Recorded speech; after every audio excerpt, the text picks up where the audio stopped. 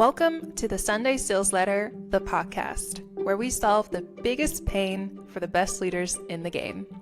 Start your week 10 steps ahead by learning exactly how to solve for the biggest challenges in sales leadership every Sunday. My name is Solange, your host for this podcast, and founder of House by Solange, where we help sales leaders show up for their teams so their teams show up with results. You can find more on this and our services on housebysolange.com. Information linked in the description.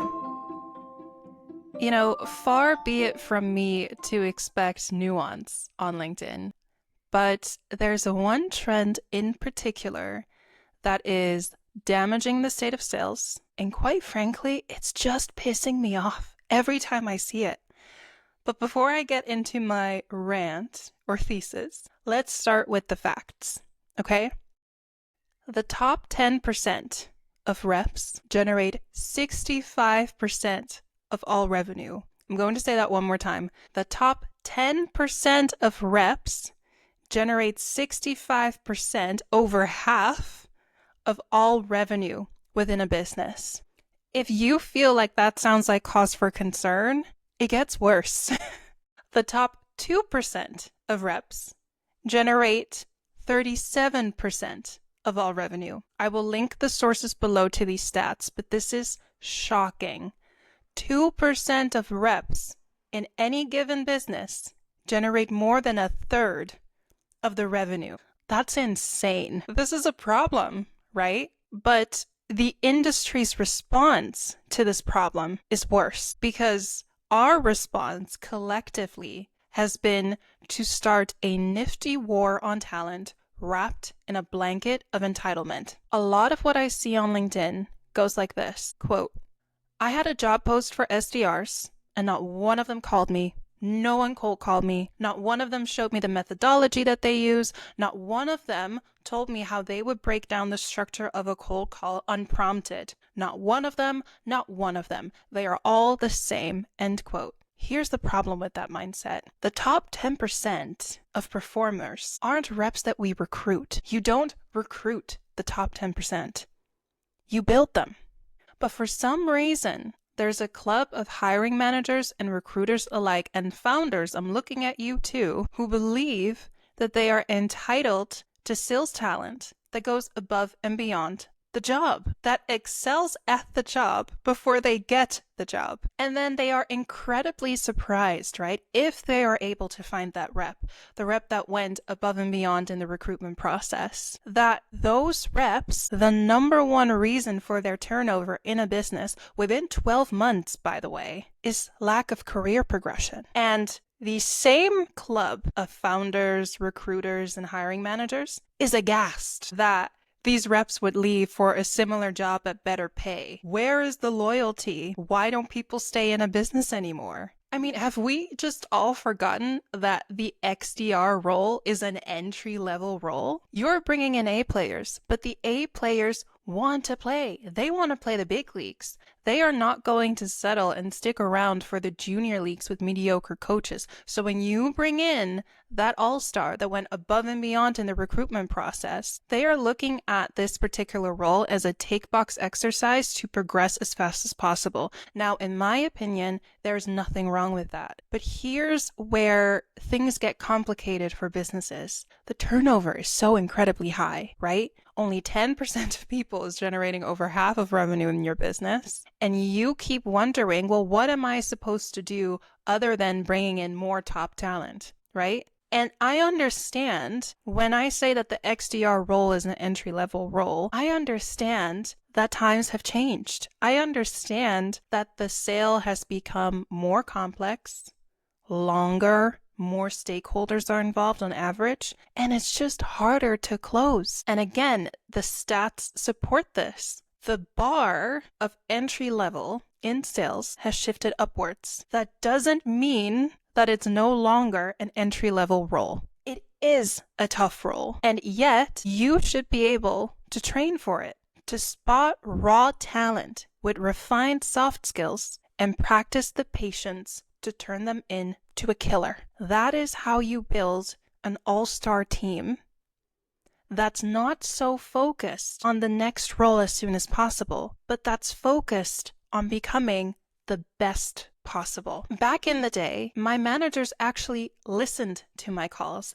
They joined my meetings and they used our team's development budget to bring in externals that gave fresh perspectives on our craft. But now, managers are saying that coaching is hard to formalize, reps simply do not want to be coached, and AI should be carrying the bulk of enablement in coaching. I kid you not, I have heard managers say that acquiring external support for a workshop or one-to-one coaching is too expensive at €200 per rep. The roles become more complex, it is harder to find top talent, and we invest less when 90% of your reps on average bring in less than half of your business's revenue, less than half. We are in no place. Collectively, I'm including myself in this conversation.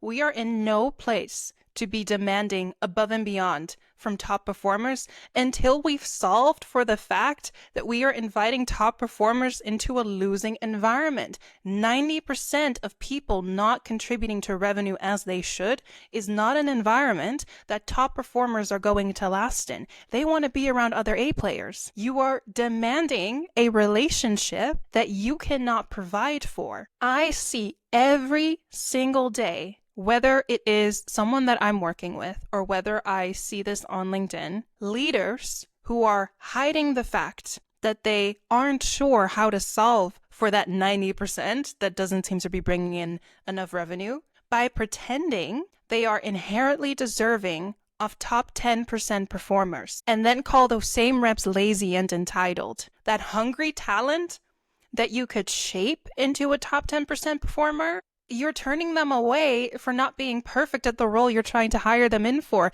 Let's take a look at our own house, folks. Truly.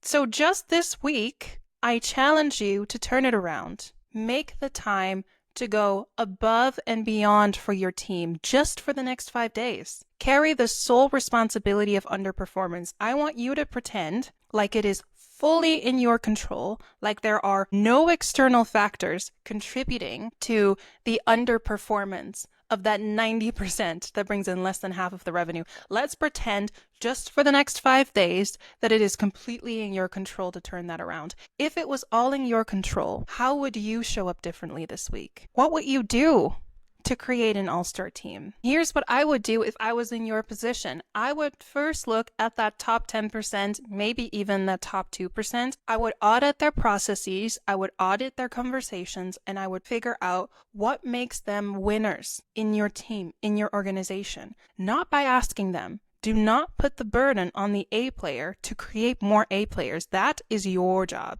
Do not distract from the fact that they are bringing in a bunch of revenue. Let them continue to do that. That is their one and only job, okay? Your job is to observe and find the patterns. More often than not, I find that if I spend just 5 hours of your 40-hour work week listening to calls, I can pinpoint exactly what it was that worked, why it worked. Not what they said, but the way they went about the conversation, what they were paying attention to, the types of questions they were asking. And if not, where are they losing the prospect? And then you are going to tailor either one-to-one coaching or team coaching to help them bridge the gap from where they are to where they want to be. And you're going to want to do that for 2 reasons. 1, A players do not stay in unmotivated and underperforming teams. They just don't. This is so important. You run the risk of losing over half of the revenue generated by your department if those top 10% performers leave. And they're considering it. The data backs it up. Okay? And number 2, you stand so much to gain if you are able to make the gap smaller between top 10 and bottom 90. Bottom 90 is insane. I can't even believe that that's a thing. Bottom 90. It's such a big number. Imagine if you could make the bottom 90% 20% more effective, 20% better at bringing in revenue. Your entire org would change. So instead of going out and finding a needle in a haystack, how about we take our responsibility to train the people that we need to train? and I'll pop a shameless plug here. This is what we do, okay, at House by Solange. This is our exact process. We go in, we interview management, we interview reps, we listen to calls, we find the patterns, then we tailor the training based on what we're seeing. But the most important here, whether you hire an outside vendor like us or you do it yourself, I don't have time, I shouldn't have to do this, they should be hungrier, we should just find better talent. Those are not things that you can say anymore. Our industry is not in a place where we get to say those things. And the reason why we are in this position is because we've been saying those things, okay? We have gotten complacent with the idea that we are entitled to top 10% talent. And now that we're feeling the gaps in the team, now that we're understanding the scarcity of out-of-the-box talent, we don't know what to do. Well, now you do.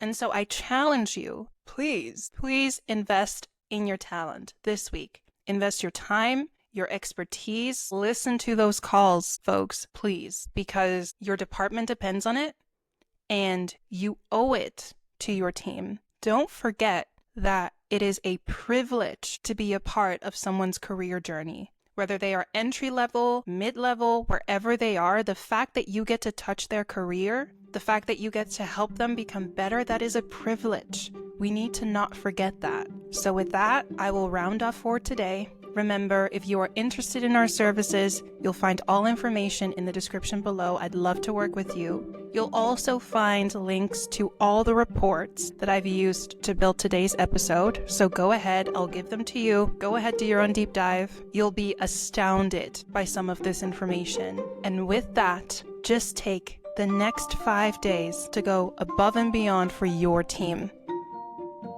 And I'll see you next Sunday.